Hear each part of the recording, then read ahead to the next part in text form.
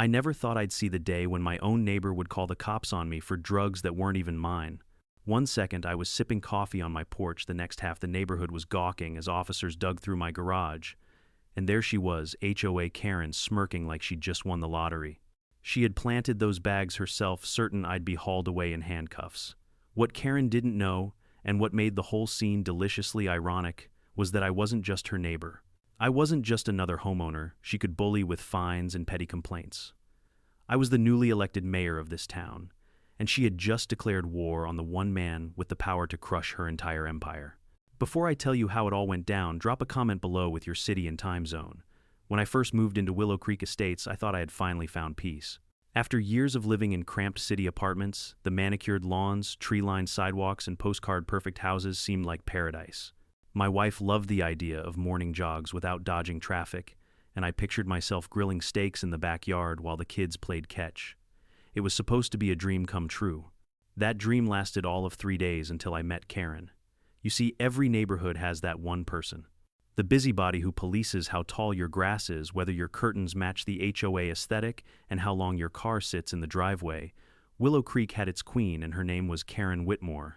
Blonde bob haircut, oversized sunglasses, clipboard tucked under her arm like it was a weapon. She was the self-appointed sheriff of suburbia. Our first encounter was laughable.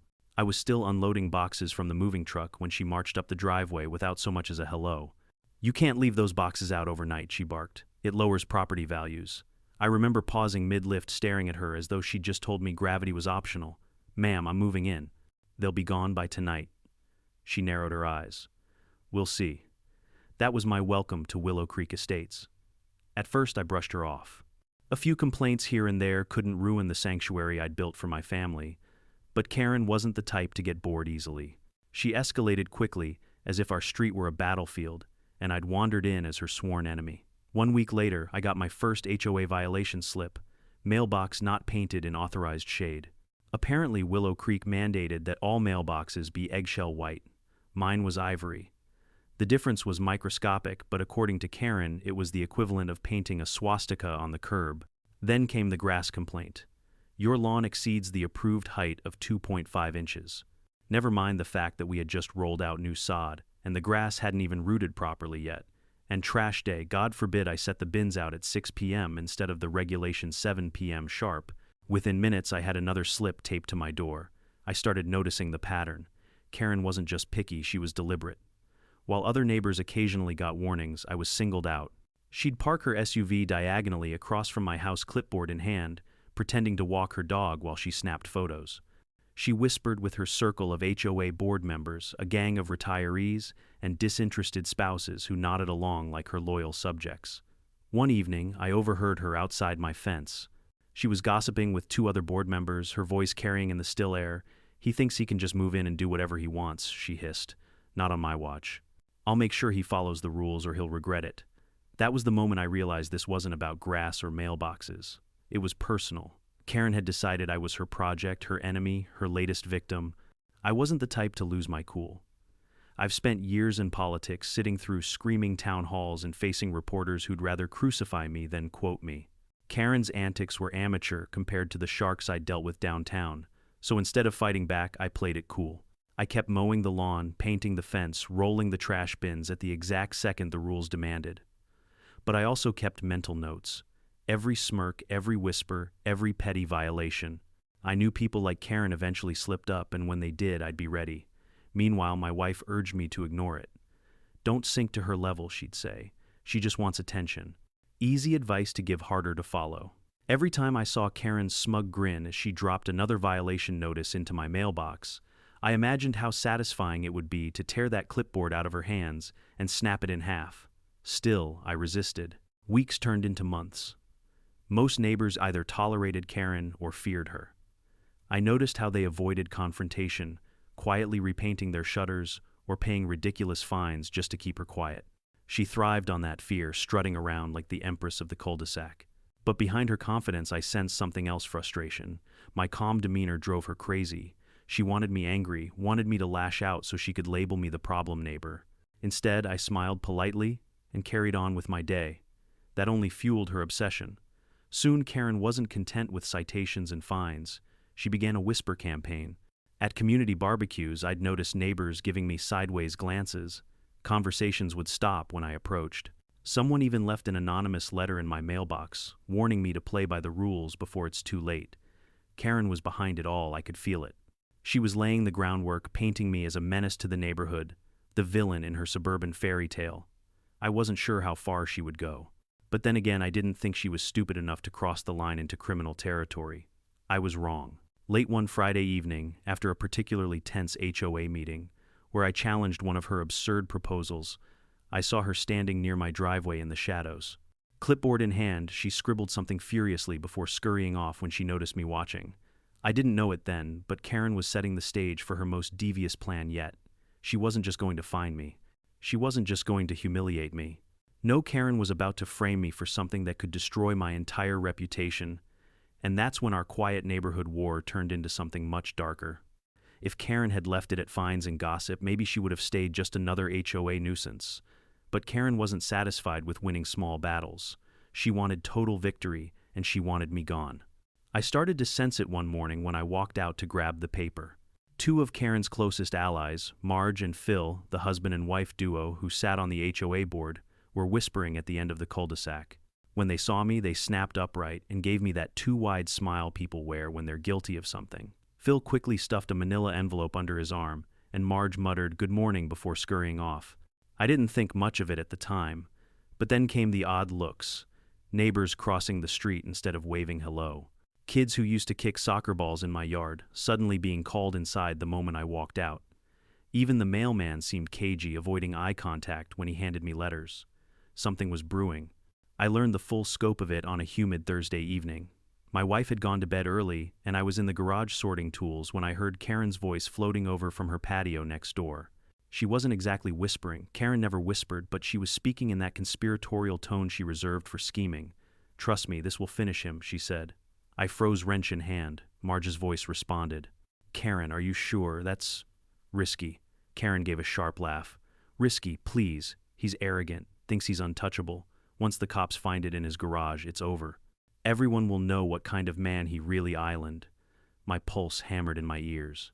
Find what I crouched by the garage window, peering through the blinds. I couldn't see them, but I heard every word. Karen went on, "I'll place it myself. Tomorrow night, he'll wake up to sirens." Marge gasped.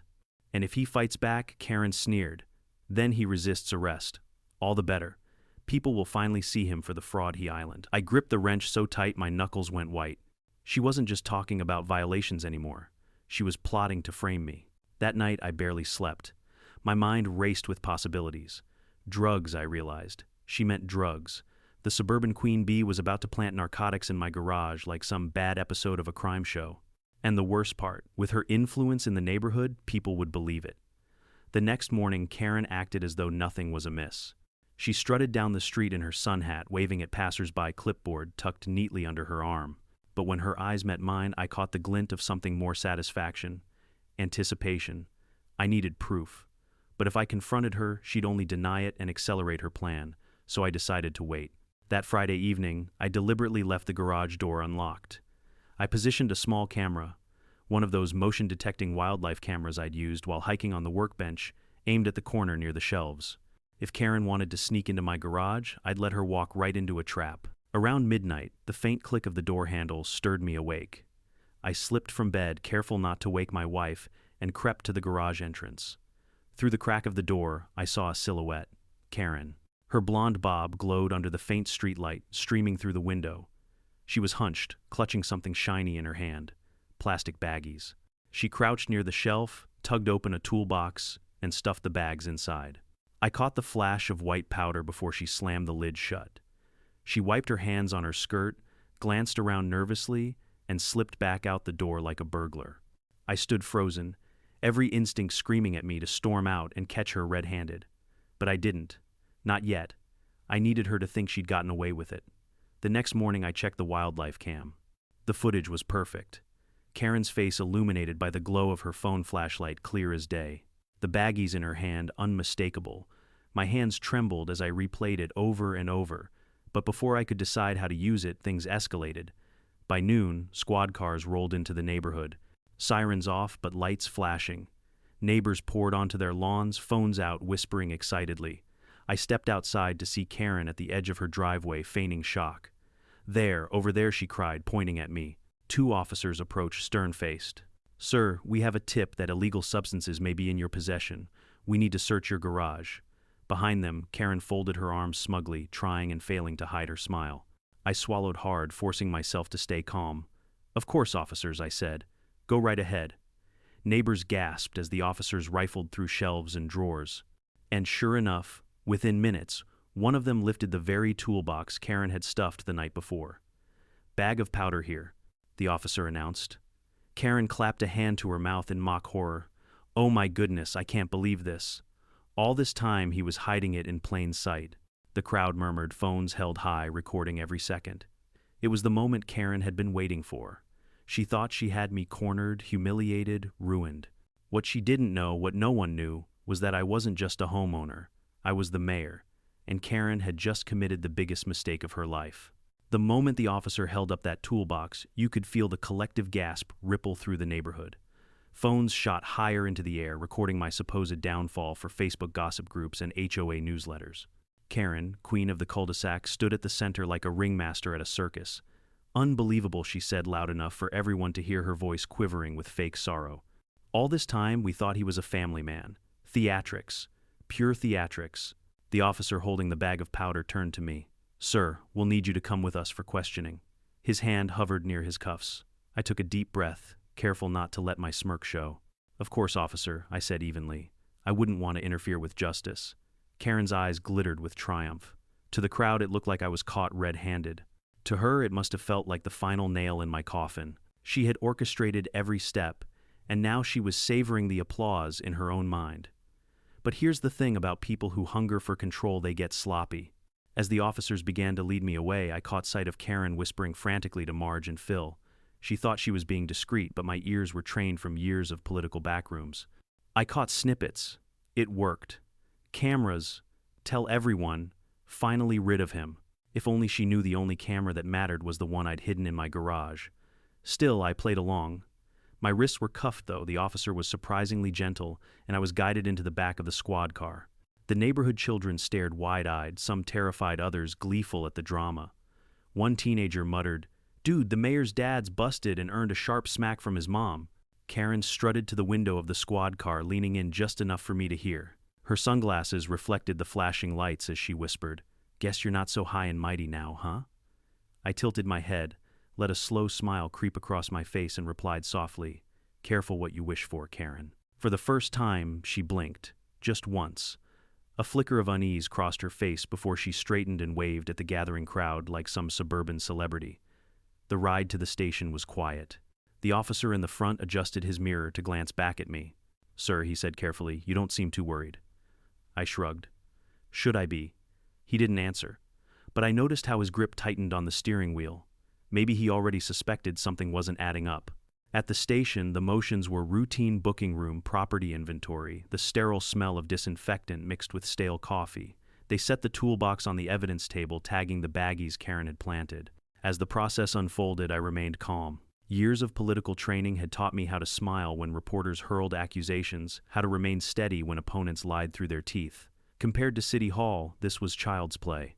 Still, the officers had to follow procedure. "You're being held on suspicion of possession with intent," one of them read, though even he looked doubtful. I leaned back in the chair, hands folded. "Gentlemen, I understand you're doing your job. But before you go any further, I suggest you check the time-stamped footage on this device." I reached into my jacket pocket carefully, slowly, so no one would panic, and pulled out a USB stick. The wildlife cam's memory card had already been copied earlier that morning. They hesitated. One officer frowned. "Footage, yes," I said smoothly, "of a trespasser entering my garage at precisely 1:14 p.m. last night. A trespasser carrying those very same baggies." The room went still. Another officer cleared his throat. "Who's on the footage?" I leaned forward, locking eyes with him. "The head of the Willow Creek Estates HOA, Karen Whitmore." The words hung in the air like a thunderclap. I saw their faces shift, the disbelief, the sudden recalculating. Karen had called in the tip herself. She had staged the outrage, and now, if they followed the evidence, she was about to hang herself. One officer excused himself to check the footage. The others sat uncomfortably, as though realizing they'd just cuffed the wrong man. Meanwhile, I waited calm as ever. In politics, silence can be louder than shouting. Let them sweat. Minutes later, the officer returned face pale. He nodded at his partner, who immediately uncuffed me. "Mister," he began, then trailed off. I finished for him. Mayor Thomas Blackwell. The silence that followed was delicious. Yes, I had run for office, quietly keeping it under wraps, even from my neighbors. The campaign had been swift supported by those tired of corrupt HOA influence creeping into city zoning boards and council seats. I'd won by a comfortable margin just weeks before moving into Willow Creek. And now the queen of HOA fines had tried to frame the mayor with drugs. When I stood, the officers practically stumbled over themselves to apologize. I waved them off. "Don't apologize to me," I said. "Do your job. Follow the evidence." By the time I left, the station word had already spread. Karen's smirk was gone, replaced by wide-eyed panic as officers pulled into her driveway instead. Neighbors who had once avoided me were now whispering about her. The empire she built on fear was starting to crumble, and she didn't even know the half of it, because I wasn't done yet. The next morning, Willow Creek Estates was buzzing like a hornet's nest. The HOA Facebook group lit up with speculation, half the neighborhood whispering about the arrest, and the other half questioning how Karen could have been seen near my garage. Videos from last night, me being led in handcuffs, Karen smirking, were already circulating with dramatic captions like "shocking scandal in Willow Creek." Karen had always thrived on attention, but now it was backfiring. Her face was everywhere, and the whispers weren't flattering. Still, she wasn't ready to give up her crown. By mid-afternoon, she stormed down the street, clipboard clutched like a shield, calling for an emergency HOA meeting on the clubhouse lawn. Neighbors gathered, some eager, others hesitant. I kept my distance at first, watching from my porch with my coffee in hand. Karen cleared her throat, projecting her voice as though she were addressing a courtroom. "Residents of Willow Creek, I called this meeting because our community is under threat. A certain individual," she glanced pointedly in my direction, "has brought shame and danger to our neighborhood. We must act swiftly to protect our values." Theatrics again. I walked slowly toward the crowd, letting the tension build. Conversations hushed, heads turned. Karen's confidence faltered for half a second, but she recovered. "Mr. Blackwell," she said loudly, "you are in violation of Karen." I interrupted, my voice calm but firm. "It's Mayor Blackwell." A ripple of surprise moved through the crowd. Karen blinked, clearly caught off guard. "Excuse me," I stepped onto the grass, folding my hands behind my back like I'd done at countless press conferences. I was sworn in as mayor of this city 3 weeks ago, and while I had hoped to enjoy some peace and quiet here, it seems fate had other plans. The silence was delicious. Neighbors gawked. A few muttered to each other in shock. One man whispered, "He's the mayor," loud enough for half the cul-de-sac to hear. Karen's jaw tightened. "That doesn't change the fact." "Oh, it changes everything," I said, my tone still calm, almost amused. "Because now we're not talking about petty citations or mailbox colors. We're talking about criminal activity," gasps echoed. Karen tried to laugh it off. "What nonsense are you?" I pulled my phone from my pocket and tapped the screen. The wildlife cam footage played loud and clear, Karen sneaking into my garage, baggies in hand, her face unmistakable. The crowd collectively inhaled. One woman clutched her chest. A teenager muttered, "Holy crap," under his breath. Karen's voice cracked. That could be anyone. Grainy footage means nothing, except I continued smoothly. "It's time-stamped. It matches the exact moment the drugs appeared in my garage, and your fingerprints, Karen, are all over those baggies." Forensics confirmed it this morning. Her face drained of color. The crowd erupted into murmurs. Some glared at Karen, others shook their heads in disbelief. Marge and Phil stepped back as though physically distancing themselves from her toxicity. Karen sputtered. "This is a setup. He's framing me." I raised an eyebrow. "The mayor of this city planted evidence on himself, invited the police to search his garage, and then conveniently caught you on camera. That's your defense." Her lips moved, but no sound came out. I let the silence linger. Then deliberately I turned to the crowd. "I moved here for peace. I wanted to be just another neighbor, grilling burgers and mowing my lawn like the rest of you. But Karen couldn't allow that. She decided to wage war. And in doing so, she exposed herself not just as a tyrant with a clipboard, but as a criminal willing to destroy lives for power." The neighbors weren't whispering anymore. They were glaring at her. One man crossed his arms and said, "I paid 3 fines last month because of her nonsense." A woman chimed in. "She told me my kids' bikes lowered property values." Karen's empire was crumbling in real time. But I wasn't done. As mayor, I continued, I take corruption seriously. And make no mistake, this isn't just an HOA squabble anymore. Planting evidence, filing false police reports, attempting to frame a citizen, those are crimes. Serious ones. Karen's hands shook. She tried to rally, shouting, "You can't do this. I run this neighborhood." I locked eyes with her, letting a small smile tug at my lips. Not anymore. Right on cue, a pair of squad cars rolled up. The same officers who had cuffed me the night before stepped out grim-faced. The crowd parted as they approached. Karen Whitmore, one officer, announced, "You're under arrest for evidence tampering, filing a false report, and attempted entrapment." The collective gasp from the neighbors was almost cinematic. Karen shrieked, stumbling backward. "No, this is my community, you can't take me away," but the cuffs clicked around her wrists all the same. As she was led to the squad car, neighbors muttered their grievances. Some recorded gleefully, already imagining the headlines. Others simply sighed in relief as though a storm cloud had finally lifted. I stood tall watching as Karen's reign ended not with applause but with humiliation. And in that moment I realized the true twist of power wasn't that I was the mayor. It was that Karen, for all her scheming, had never understood real power. She thought it came from control, from fear, from bullying. But real power comes from truth, from patience, from knowing when to let your enemies dig their own graves. And Karen had dug hers 6 feet deep. When the squad cars pulled away with Karen in the back seat, you could almost feel the collective exhale from the neighborhood. For the first time since I'd moved in, people lingered outside their homes, not in fear of Karen's clipboard, but in relief that her grip had finally been broken. Children ran freely on the sidewalks, neighbors whispered in clusters, and I caught more than one person glancing at me with gratitude instead of suspicion. But the real unraveling had only just begun. The police investigation kicked into high gear. The footage from my wildlife cam combined with the forensic evidence painted a damning picture. Karen's fingerprints weren't just on the baggies, they were on the toolbox itself. Her car's GPS showed it parked near my driveway at the exact time she broke in. And as if fate wanted to rub salt in her wounds, one neighbor's Ring doorbell camera had captured her sneaking around in the dark clipboard under her arm like some deranged hall monitor. Within days, the narrative had flipped completely. Local news stations picked up the story: HOA president arrested in drug planting scandal. The irony wasn't lost on anyone. The same woman who once boasted about upholding community values was now the poster child for corruption and deceit. And the HOA board, they scrambled like rats on a sinking ship. At the next scheduled HOA meeting, the clubhouse was packed wall to wall. Normally those meetings were a dreary affair, half-empty chairs, people staring at their phones while Karen lectured about shrub height. But this time everyone showed up hungry for answers. I sat quietly in the back, arms folded, watching, as Marge tried to call the meeting to order. Her voice trembled. Good evening, everyone. As you all know, Karen is indisposed at the moment. And indisposed, someone shouted from the crowd. She's in jail. The room erupted in laughter and boos. Phil cleared his throat, stepping in for his wife. We want to assure everyone that the HOA will continue to function as normal, another neighbor snapped. You mean corrupt, biased, harassing us over mailbox paint while Karen was sneaking around planting drugs? The board looked like deer in headlights. I decided it was time to step in.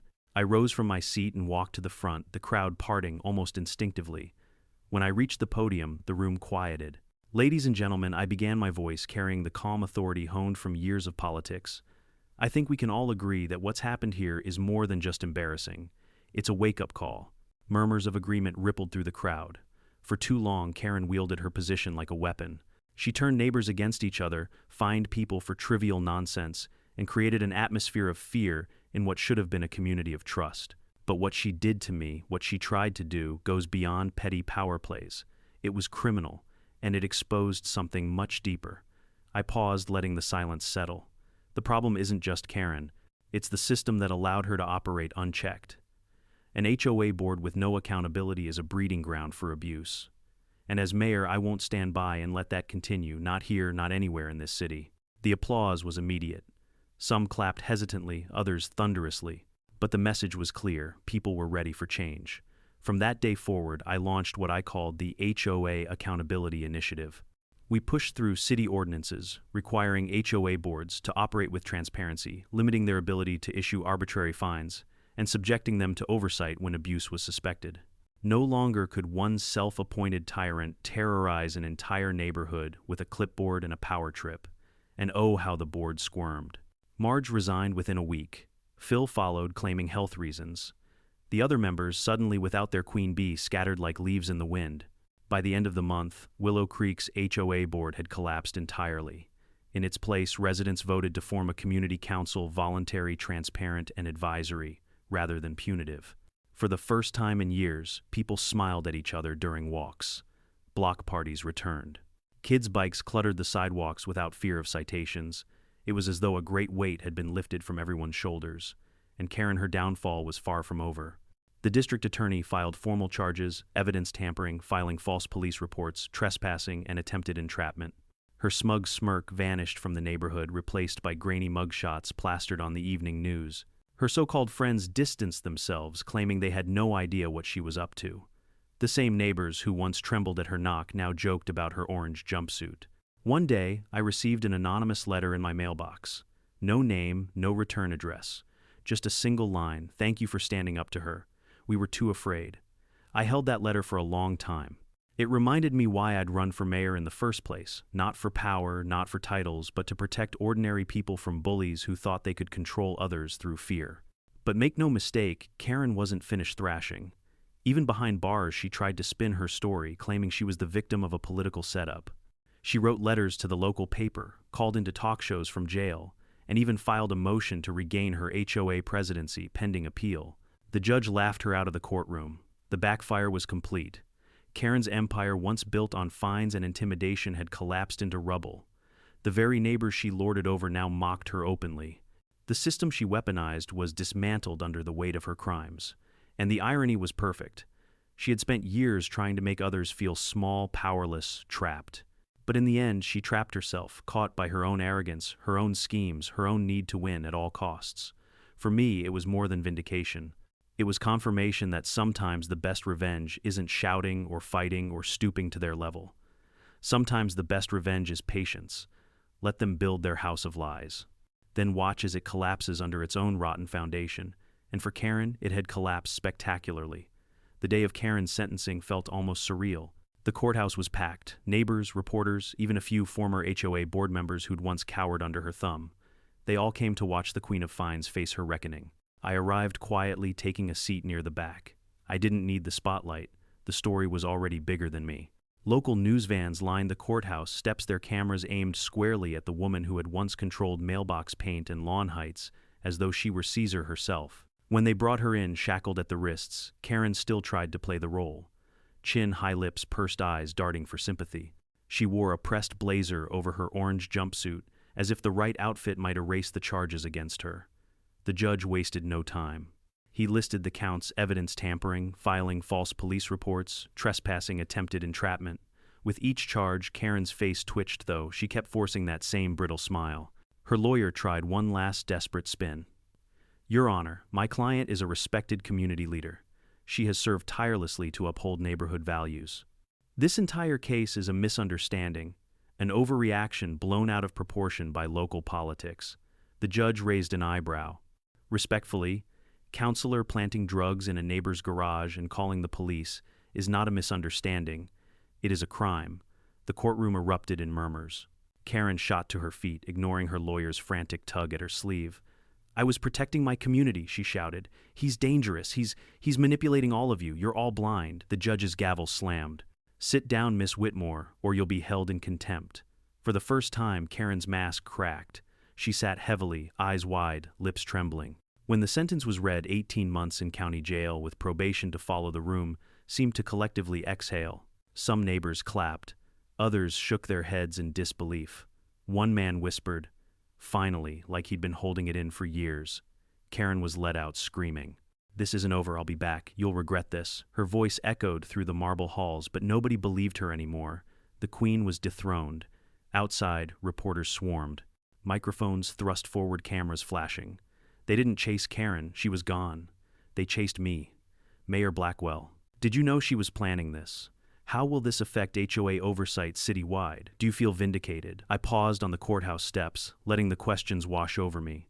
Then I answered simply, "This was never about me. This was about truth. And the truth is stronger than any clipboard, any HOA fine, or any lie. Justice has been served." The soundbite hit the evening news, and by nightfall my face was on every channel. But more importantly, so was Karen's downfall. Back in Willow Creek, the transformation was staggering. Neighbors who had once lived in fear now organized barbecues, potlucks, even a block-wide garage sale that Karen would have fined into oblivion. Kids' chalk drawings colored the sidewalks again.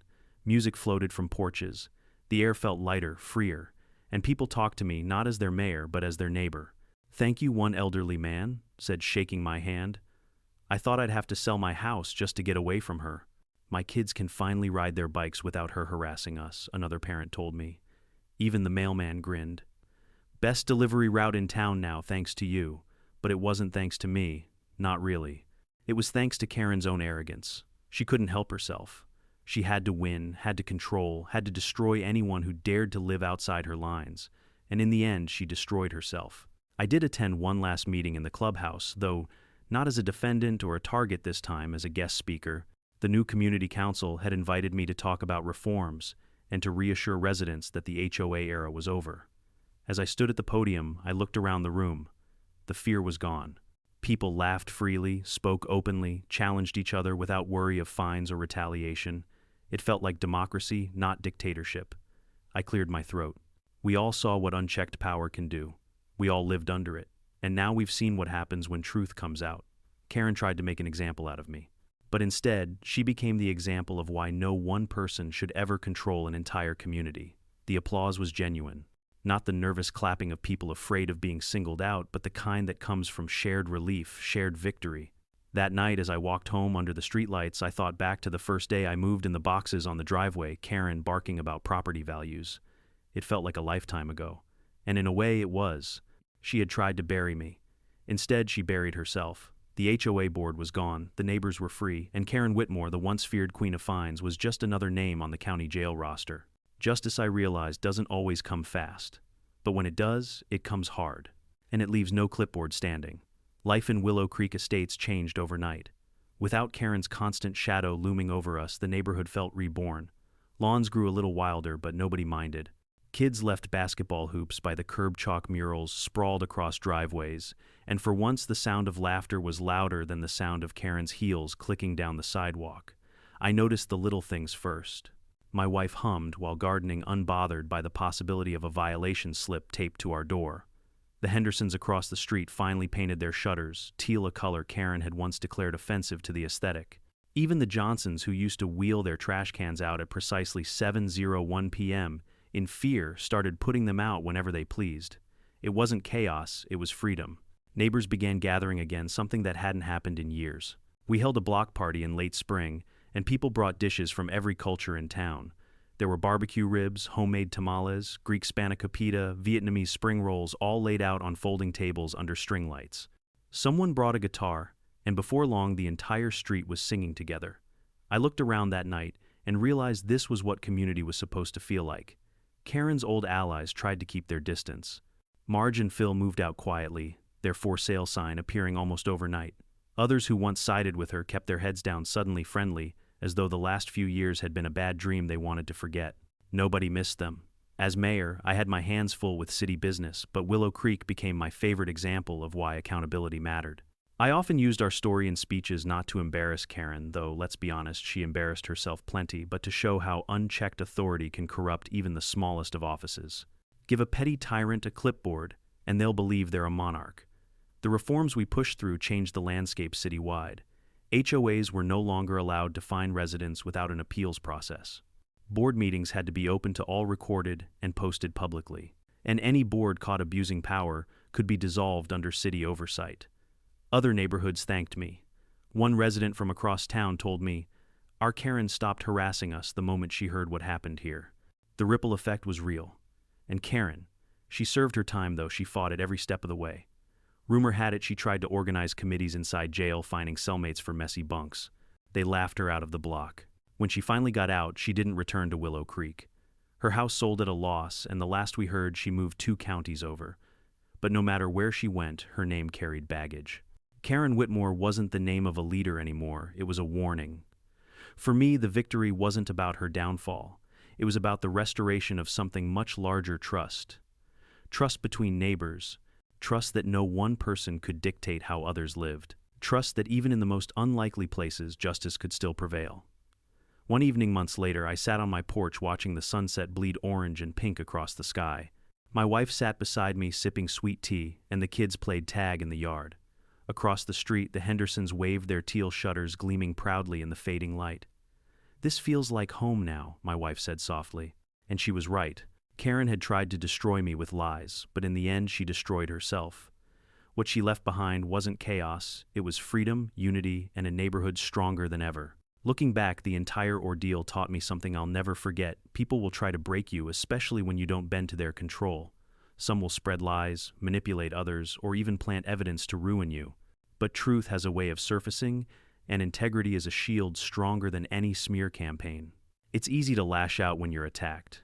Believe me, I wanted nothing more than to rip that clipboard out of Karen's hands and snap it in two. But patience, painful, deliberate patience, was my greatest weapon. By letting her expose herself, I didn't just win against her, I freed an entire community. And that's the lesson I want to leave you with. Never let toxic people dictate your peace. Hold fast. Document everything. Stay calm, even when the storm rages. Because when the dust settles, those who build their power on lies always collapse under their own weight. Now I want to hear from you. Have you ever dealt with a Karen in your life? An HOA bully? A toxic boss? A manipulative neighbor? Share your story in the comments below.